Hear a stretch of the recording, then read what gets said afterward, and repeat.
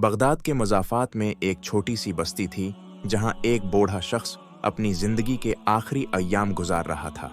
वो खामोश तबा, बर्दबार लेकिन इंतहाई दाना इंसान था। उसके 5 बेटे थे जिनमें सबसे बड़ा यूसुफ था जो एक जमींदार था। यूसुफ दिन भर खेतों में मेहनत करता, जमीन की देखभाल करता और फसलों की निगरानी में मशगूल रहता। लेकिन बाप की खिदमत करते हुए कभी कभार उसके दिल में ये ख्याल आता कि ये जिम्मेदारी कब खत्म होगी। शाम को जब यूसुफ थका हारा घर लौटता तो उसका बूढ़ा बाप हकीम खामोशी से उसकी थकन को महसूस करता। हकीम के दिल में बेटे के लिए बेपनाह मोहब्बत थी, मगर वो बगैर कुछ कहे फकत अपनी नजरें झुका लेता। कुछ अरसे बाद हकीम ने यूसुफ के रवैये में बदलाव महसूस किया। वो जानता था कि यूसुफ अपनी जिम्मेदारियों के बोझ तले दब चुका है और शायद अब वो अपने बूढ़े बाप को भी एक बोझ है समझने लगा था। यूसुफ की बेरखी हकीम को अफसरदा करने लगी। वो अपनी बाकी जिंदगी सुकून से गुजारना चाहता था, मगर यूसुफ के रवैये ने उसके दिल में गम भर दिया। बलाखिर एक दिन हकीम ने यूसुफ को बुलाया और कहा, बेटा, मुझे मालूम है कि तुम पर बोझ बढ़ गया है। फिक्र न करो, मैं ज्यादा दिन तुम्हारे पास नहीं रहूंगा, चंद दिन है रहूंगा। बाद में अपने दूसरे बेटे के पास चला जाऊंगा। तुम अपनी जिंदगी और काम पर तवज्जो दो, मेरी फिक्र मत करो। यूसुफ ने यह सुनकर एक लम्हे के लिए खामोशी इख्तियार की, मगर उसके लबों पर रोकने के लिए कोई अल्फाज न आए। चंद दिनों बाद हकीम ने यूसुफ का घर छोड़ दिया और अपने दूसरे बेटे फारूक के पास चला गया, जो एक कामयाब ताजिर था और माल व दौलत की कोई कमी न थी। मगर फारूक का रवैया भी अफसोसनाक था। उसके लिए उसका कारोबार ज्यादा अहम था, जबकि उसकी बीवी अपने ससुर को नजरअंदाज करती और उनसे बात करने की जहमत भी न उठाती। हकीम खामोशी से एक कोने में बैठा दिन गुजार देता, मगर अपने दिल की तकलीफ जबान पर न लाता।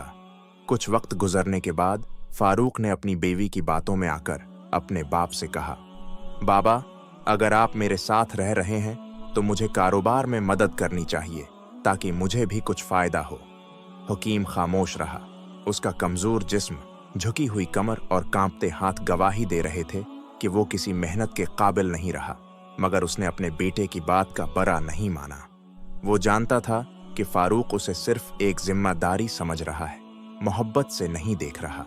रात को हकीम की खांसी और दर्द भरी सस्कियां फारूक की बेवी के लिए नाकाबिल बर्दाश्त हो गईं। उसने कहा, ये बूढ़ा हमें मजीद परेशान कर रहा है। उनके और भी बेटे हैं, वहीं जाकर रह सकते हैं। फारूक, जो कम ज़र्फ आदमी था, अपने बूढ़े बाप से बोला, बाबा, अगर आपको यहाँ कोई तकलीफ है तो कोई बात नहीं, आप किसी और बेटे के पास चले जाएं। मैं आपके इलाज के लिए पैसे भी दे दूंगा। ये सुनकर हकीम के दिल पर एक और जख्म लगा। फारूक ने मोहब्बत और तवज्जो के बजाय सिर्फ एक हल पेश किया, जैसे उसके बूढ़े वालिद की कोई अहमियत ही ना हो। हकीम तीसरे बेटे उस्मान के पास चला गया, जो एक मेहनती किसान था। उसने अपने वालिद का एहतराम तो किया, मगर उसके पास भी ज्यादा वक्त न था। वो दिन भर खेतों में काम करता और शाम को बीवी बच्चों के साथ वक्त गुजारता। हकीम की बीमारी और उसकी गहरी उदासी की तरफ उस्मान ने कभी ध्यान न दिया। हकीम की हालत मजीद खराब होने लगी और आखिरकार वो वहां से भी चला गया।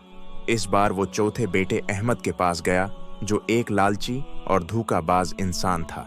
अहमद अपने वालिद के इस्तकबाल पर बहुत खुश हुआ, मगर उसकी खुशी सिर्फ इस लालच की वजह से थी कि शायद वालिद के पास कुछ माल व दौलत होगी।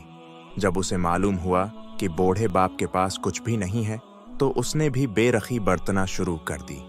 अहमद की बीवी ने ससुर को एक बोझ समझा और उनकी खिदमत करने के बजाय हमेशा उनसे जान छुड़ाने की कोशिश करती। अहमद भी कारोबार में इतना मसरूफ था कि वालिद की हालत पर तवज्जो न दे सका। आखिरकार एक दिन उसने भी बाप को कह दिया, बाबा, मैं आपको मजीद यहाँ नहीं रख सकता। मेरे पास वक्त नहीं कि मैं आपका ख्याल रख सकूं। हकीम ने अपने आखिरी बेटे अब्दुल्ला के पास जाने का फैसला किया, जो सबसे छोटा था और दिहाड़ी लगाकर घर का खर्च चलाता था।